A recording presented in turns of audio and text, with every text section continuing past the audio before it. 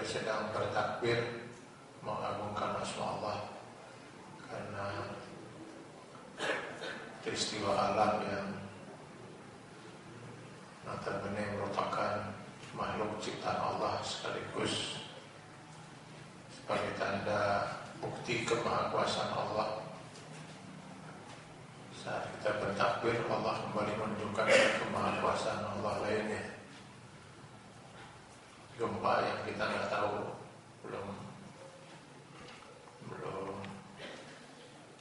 saya belum sempat mencari tahu dalam berita di mana gempa terjadi, tapi yang kita rasakan memang lumayan. Di sini terasa? Oh, enggak ya? Di daerah bawah itu terasa sekali goyangannya. Sehingga lampu gantung di masjid pun sempat lama bergoyang.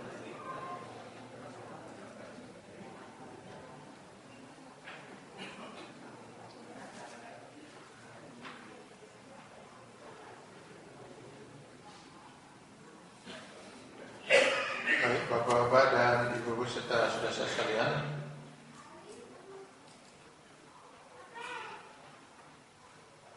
pada malam hari ini kita akan lanjutkan kajian tafsir kita pada Quran surah Al-Mulk, surah Tabarak pada ayat 20.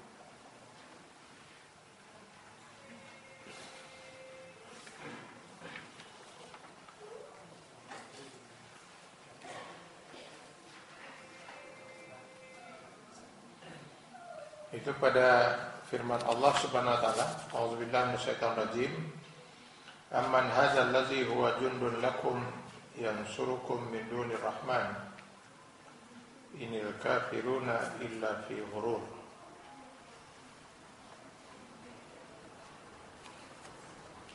Ayat-ayat ini sebenarnya merupakan bentuk tantangan pada orang-orang musyrikin, orang-orang kafir dari Allah SWT untuk mereka membuktikan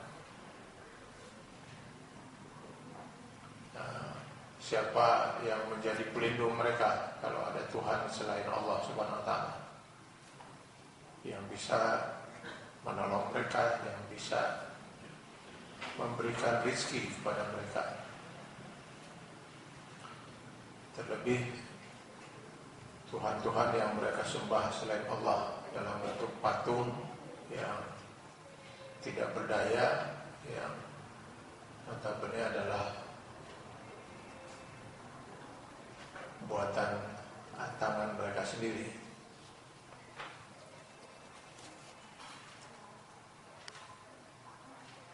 Amman hadzal ladzi huwa jundun lakum yansurukum min dunir rahman.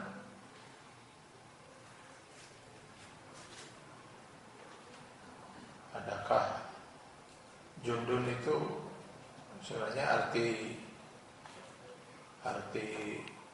harfiahnya tentara. Jundullah, tentara Allah ya. Kalau banyak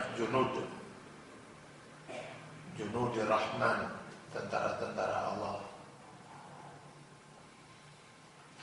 Kita semua sebagai umat Islam diharapkan menjadi jundullah, tentara Allah dalam arti siap untuk berada di garis depan untuk membela agama Allah. Yang dimaksud di sini adalah pelindung, penolong, karena sifatnya tentara itu adalah pasukan yang siap membela. Maka Allah menantang gitu. Apakah kekuatan yang kalian memiliki untuk bisa menolong kalian, yang surukum min dunir rahman,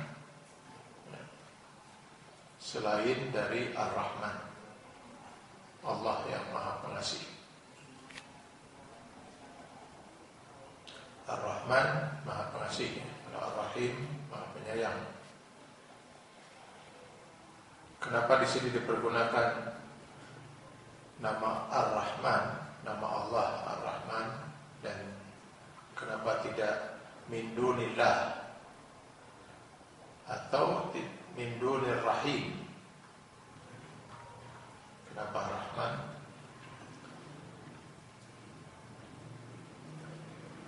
Ini sebagai bentuk peringatan dari Allah Subhanahu wa taala bahwa kalau saja Allah ingin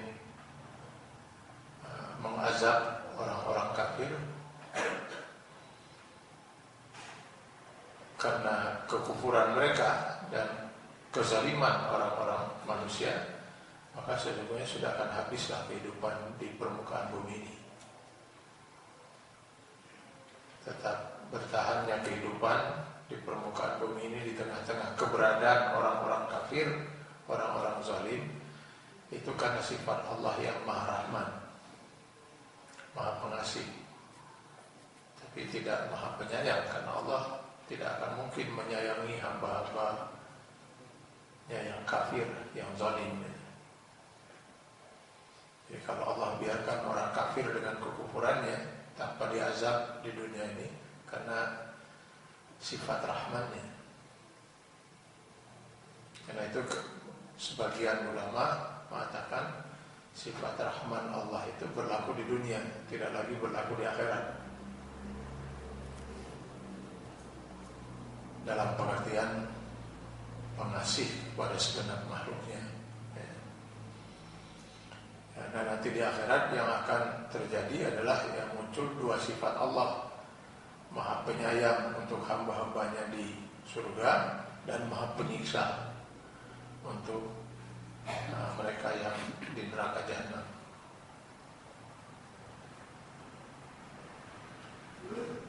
Jadi siapakah, kata Allah, yang bisa menolong kalian? Kekuatan yang bisa menolong kalian selain Ar-Rahman, selain Allah yang Maha Pengasih. Innal kafiruna illa fi ghurur. Sesungguhnya orang-orang kafir itu selalu ada dalam ghurur. Maksud di sini ghurur, di sini tipu daya. Tipu daya dari setan.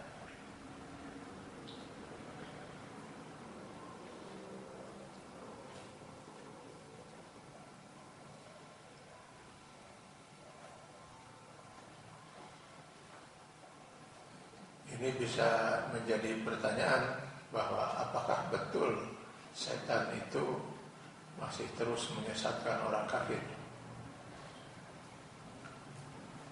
Sementara di dalam ayat lain Allah menyatakan tentang pernyataan setan bahwa dia hanya akan menyertai manusia di dunia ketika manusia itu sedang berada di jalan yang diridai Allah. Summa la'aqudunna lahum siratal mustaqim.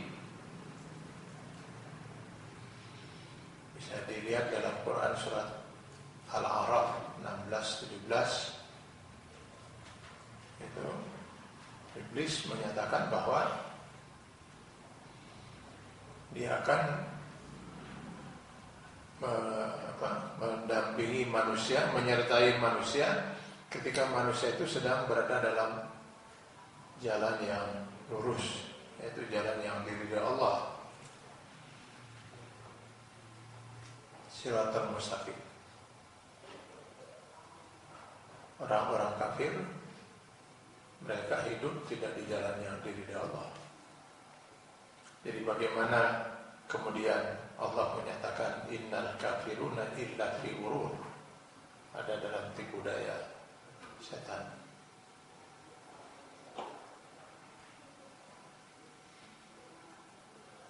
Kata fi di sana menunjukkan fil ghurur, bahwa orang-orang kafir itu sudah sesat dengan kekufurannya juga karena peran setan dalam menyesatkan mereka.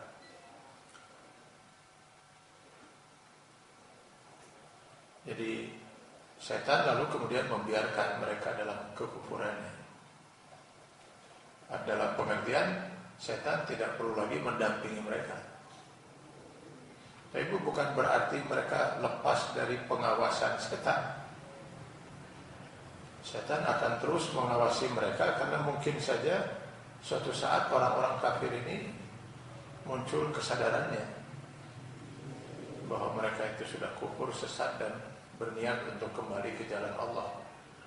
Sehingga pada saat itulah setan akan kembali berperan untuk menyesatkan mereka. Jadi tidak bertentangan dengan ayat yang mengatakan bahwa kami hanya akan menyertai manusia ketika mereka berada di Shiratal Mustaqim. Dalam pengertian, kalau setan bersama orang-orang yang soleh itu akan terus menyertai. Dan dia, walaupun si orang yang soleh itu sudah tergelincir dalam satu kemaksiatan, dia tidak akan mundur, karena dia akan giring si orang soleh itu untuk melakukan kemaksiatan yang lain. Dia tidak akan pernah meninggalkan orang-orang yang soleh itu sedetik pun, ya kecuali saat dia berbuat maksiat mungkin dia tinggalkan, tapi dalam pengawasan begitu keluar dari bermaksiat dia akan sertai lagi untuk didorong untuk melakukan kemaksiatan lainnya. Sementara orang-orang kafir tidak perlu lagi didampingi, karena kekufurannya sudah menjamin untuk dia kekal di neraka jahanam bersama setan. Paling si setan akan berperan ketika orang kafir itu cenderung untuk sadar. Maka di sini dikatakan fi gurur. Dalam pengertian itu artinya masih tetap dalam pengawasan setan. Ya. Jadi kalau saya sering mentakbirkan manusia yang dalam Shiratal Mustaqim itu seperti dalam satu garis yang di ridha Allah, yaitu jalan yang ditempuh manusia sesuai dengan syariat aturan Allah, sesuai dengan Quran dan Sunnah. Maka keluar dari garis itu manusia antara kafir atau berbuat dosa. Maka saat itu setan tidak ada bersama dia.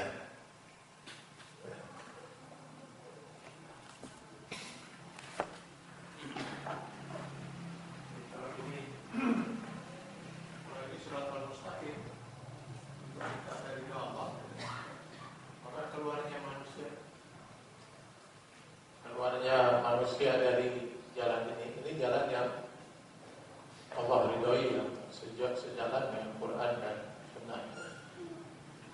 Begitu manusia keluar dari garis ini, maka antara dia kafir atau keluar dalam pengertian dosa, tergantung apa alasan dia keluarnya. Kalau dia keluar dari garis ini karena memang dia tidak yakin bahwa dirinya harus berada dalam garis ini, maka kafir.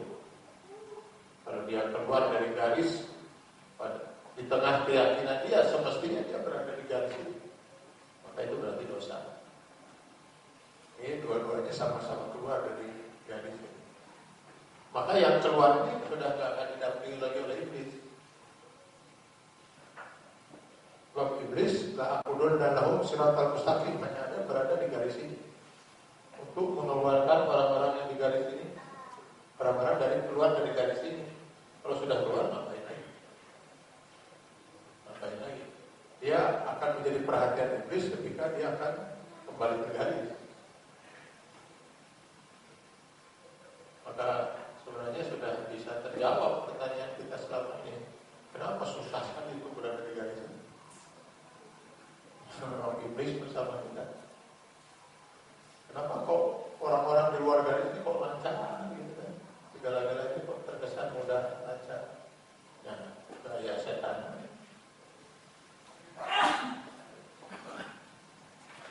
Maka kalau kita mau cari setan, iblis, carilah di masjid banyak.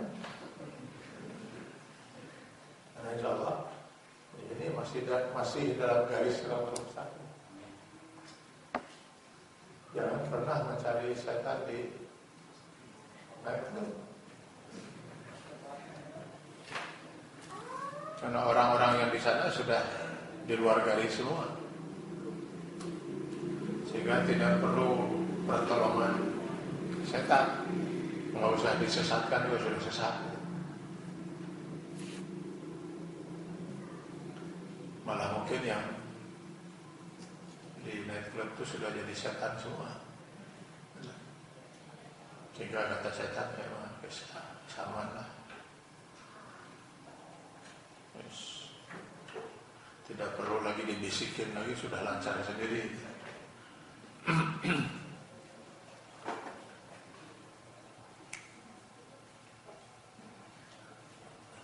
Jadi inil kafiruna illa fi ghurur, itu dalam pengertian memang orang kafir itu tetap dalam pengawasan. Karena seperti saya menyatakan bahwa baik orang yang kafir maupun orang yang berdosa, muslim yang berdosa, semuanya berpeluang untuk kembali ke garis. Artinya Allah tetap menerima kembalinya mereka ke garis sebelum sakratul maut. Ini garis ini. Begitu sakratul maut, ya percuma. Itu detik kematian. Makanya selama belum sampai sakratul maut, kita nggak bisa memvonis seseorang. Misalnya kita katakan orang ini calon neraka, kita lihat berada di luar garis, ini calon neraka, belum tentu. Ya untuk sekarang ini jelas calon neraka karena dia kafir. Kalau dia tidak berubah, mungkin saja suatu saat ya sebelum meninggal itu dia sadar lalu kembali ke jalan Allah, bertaubat lalu masuk Islam, bisa sama. Kita juga nggak bisa menghukumkan orang yang berada di garis ini pasti ahli surga. Jangan-jangan nanti menjelang matinya malah keluar lalu meninggal dalam kekuburan.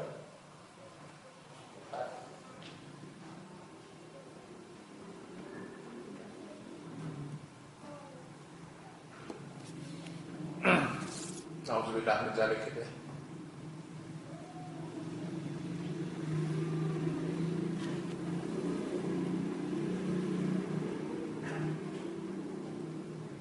Di samping Allah Subhanahu wa taala menyatakan dalam ayat ini dan menantang orang-orang kafir itu untuk mereka tunjukkan siapa sebenarnya yang menjadi andalan mereka untuk menolong mereka selain Allah yang Maha Pengasih.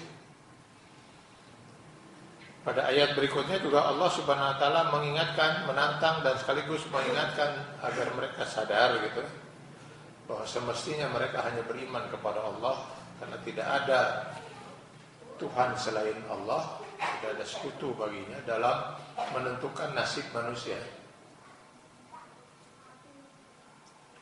Ini satu prinsip yang harus diyakini oleh kita setiap orang mukmin, bahwa tidak ada yang bisa menolong kita kecuali Allah. Tidak ada yang bisa membuat kita celaka selain Allah. Tidak ada yang bisa memberi kita rezeki selain Allah. Tidak ada yang bisa menyembuhkan penyakit kita selain Allah. Semua manusia, makhluk, manusia, jin, malaikat, apapun makhluk Allah, tidak ada yang bisa berbuat apa-apa untuk kita, untuk menentukan nasib kita. Kalaupun ada dokter berusaha, itu pun berusaha dengan izin Allah, dan nanti berhasil dengan ketetapan Allah. Jadi gak ada sama sekali kita dibenarkan untuk bergantung, mengharapkan pertolongan, mengharapkan sesuatu selain kepada Allah. Maka itu sebabnya dalam 17 kali minimal dalam salat fardu kita menyatakan iyyaka na'budu wa iyyaka nasta'in. Hanya kepadamu ya Allah kami mengabdi, dan hanya kepadamu kami memohon pertolongan. Tidak ada yang bisa menolong kita. Siapa? Siapa yang bisa menolong kita? Jadi kalau saya sekarang ditolong orang lain, misalnya tolong angkatkan meja ini, maka sebenarnya yang membuat meja ini kemudian bisa terangkat Allah. Kenapa? Loh, orang yang menolong saya mengangkat meja ini juga punya kekuatan dari Allah. Ya kan? Dokter yang dengan ilmunya itu juga bisa berpikir, bisa belajar, bisa memiliki ilmu karena Allah yang menciptakan akal dan memberikan ilmu kepada dia. Semuanya kan Allah. Kita tidak ada bebannya, maka sungguh sangat celakalah orang yang bergantung kepada selain Allah.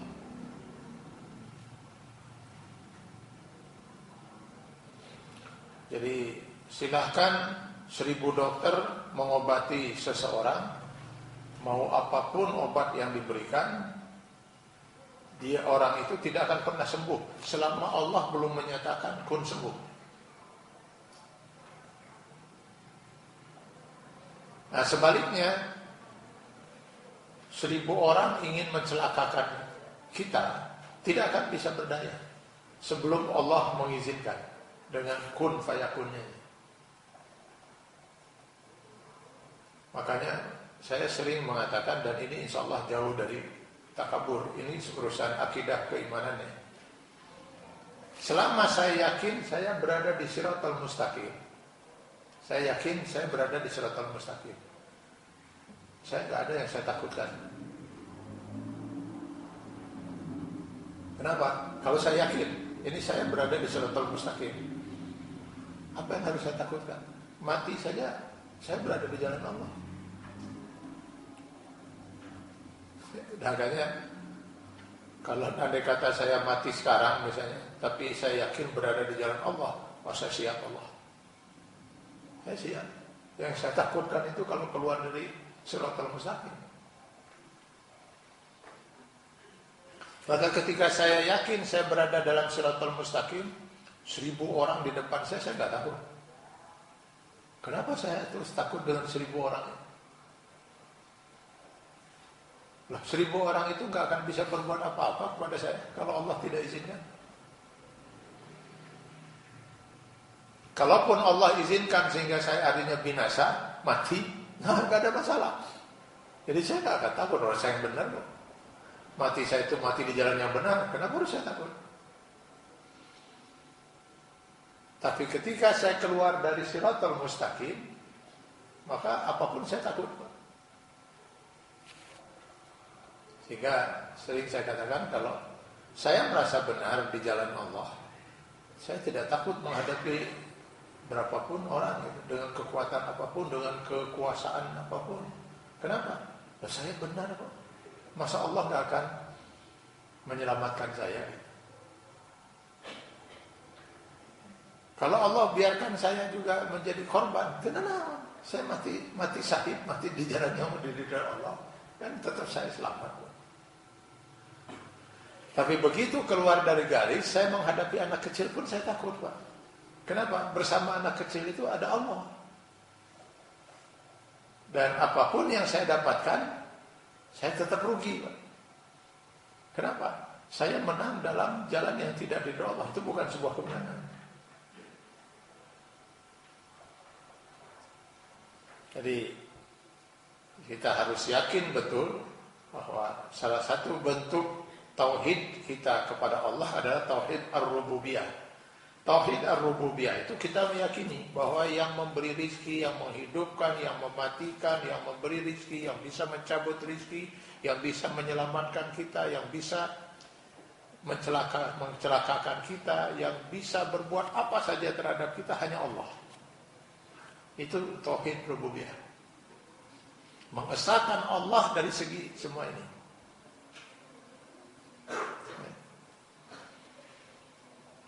Maka di dalam ayat ini Allah menyatakan amman hadzal ladzi yarzuqukum in amsaka rizqahu.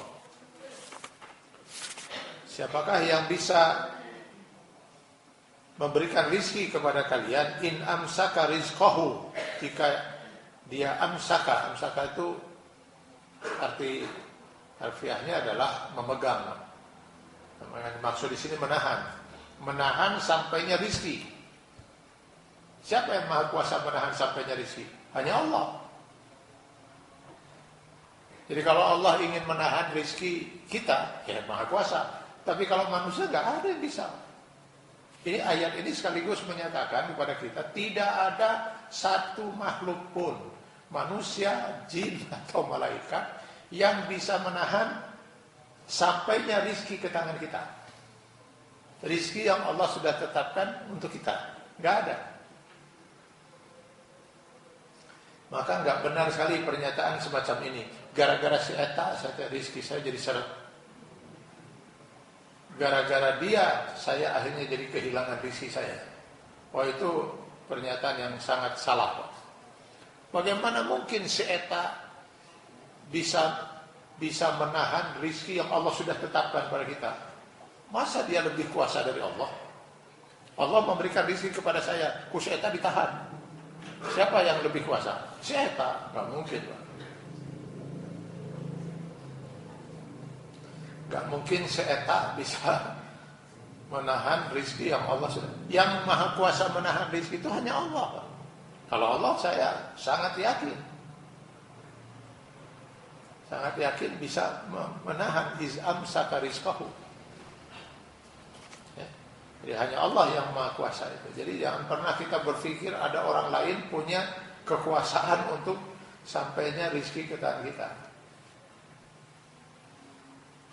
Bahwa terkesan gara-gara itu saya akhirnya gara-gara manehna saya jadi keluar dari perusahaan itu sehingga rizki saya jadi seret gitu kan. Saya sudah nggak punya lagi. Oh enggak, Pak.